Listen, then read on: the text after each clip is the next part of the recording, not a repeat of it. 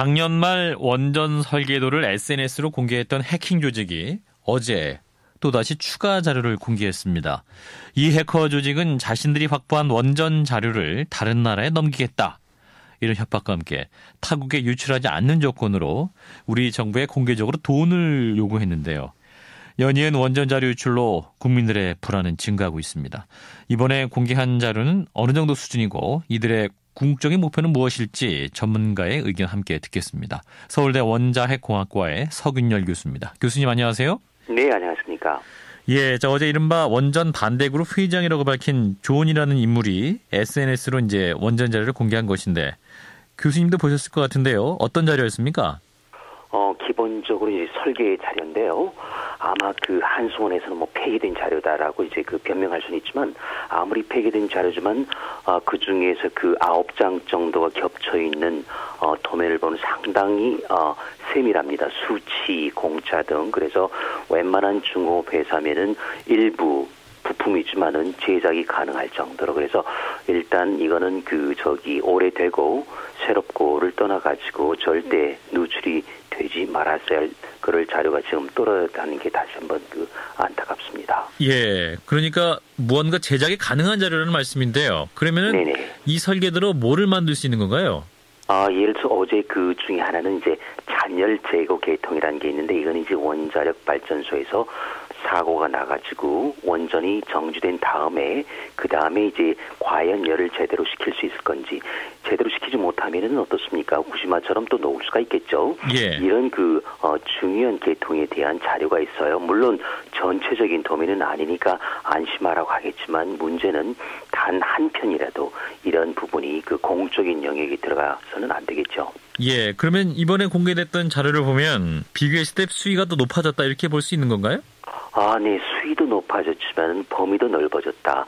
지금 보면은 신형 경수 우리 APR 1400이라고 하는 것, UAE 수출한 것, 그리고 조금 전 박 대통령께서 말씀하셨던 사우디아라비아 관련된 중소형로, 그리고 심지어 월성 1호기 같은 중수로, 그리고 표준용 원전, 하여튼 우리가 갖고 있는 최신 기술은 총망라돼 있습니다. 자, 그리고 이제 다른 나라에 팔겠다 이런 말을 했습니다. 그렇다면은 네. 이 정보가 다른 나라에 갔을 때 어느 정도 유용한 자료인가요? 문제는 적어도 원전 수출을 꿈꾸고 있는 그리고 계속하고자 하는 우리나라 입장으로 볼 때 이런 도면이 흘러다니고 있다는 사실 그 자체. 예를 들어서 이런 거가 미국이나 프랑스나 일본처럼 우리 소위 경쟁 국가 또는 경쟁 회사에 알려주게 된다면은 그건 우리에게 굉장히 불리한 점이 됩니다. 누가 원전 자료가 떠돌아다니는 나라의 또는 회사의 원자력 발전소를 구매하려고 하겠습니까? 예. 거기에 대해서 우리는 벌써 수천억 원을 넘는 원전 짓는 것만큼이나 아까운 그런 돈을 잃어버린 거나 마찬가지입니다. 그러니까 우리나라의 원전 기술에 대한 신뢰도도 떨어뜨릴 수 있는 그런 결과도 가져올 수 있겠네요. 그렇습니다. 제가 보는 거는 바로 이들이 노리는 게 그게 아닌지 의심이 갑니다. 예. 자, 그러면 우리 정부에 돈을 요구했다는 점도 이번 또 사건의 새로운 점인데요. 이건 어떻게 해석해야 될까요? 글쎄요. 이렇게 해서 돈을 받을 수 있을까요? 이들이 이런 정도 지능적이라면 그건 또 지난번처럼 연막 작전일 것입니다. 그 당시 원전 정지하면 실제로는 어떻게 됐습니까? 국가 자체가 정지되어 있지 않습니까? 그만큼 예. 이들은 소기 목적을 몇십 배 달성한 거나 마찬가지. 지금도 마찬가지라고 봐요. 예. 이들이 돈을 노리는 게 아니고 벌써 이들은 우리 원전 수출에 빨간 불을 켜면서 몇십 배의 목적을 달성했다고 보는데 그래서 이제 그런 점에서 한수원도 거기에 상응하는 대응을 해야 되는데 아직까지는 미온적으로 벽돌 2장 가지고 집을 어떻게 짓겠느냐 그러다가는 나중에 금고를 통째로 털릴 수도 있을 겁니다. 그렇군요. 근데 문제는 이제 우리 한수원의 반응인데 교수님도 잠깐 말씀하셨습니다마는 이 자료에 대해서 과거 공개된 수준과 같은 자료다. 이렇게 좀 큰일이 아니다. 이렇게 대응을 하고 있습니다만 교수님은 어떻게 보세요? 한수원의 입장 발표.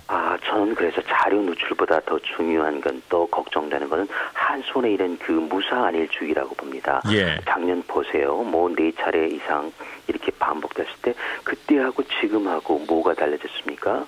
임원진 그대로 가지요.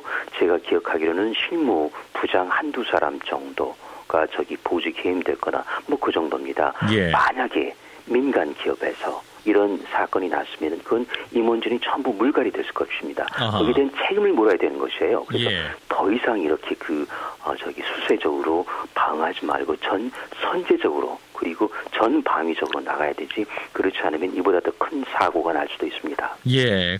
자, 일각에서는 이제 이 해킹 조직의 배후에 북한이 있다.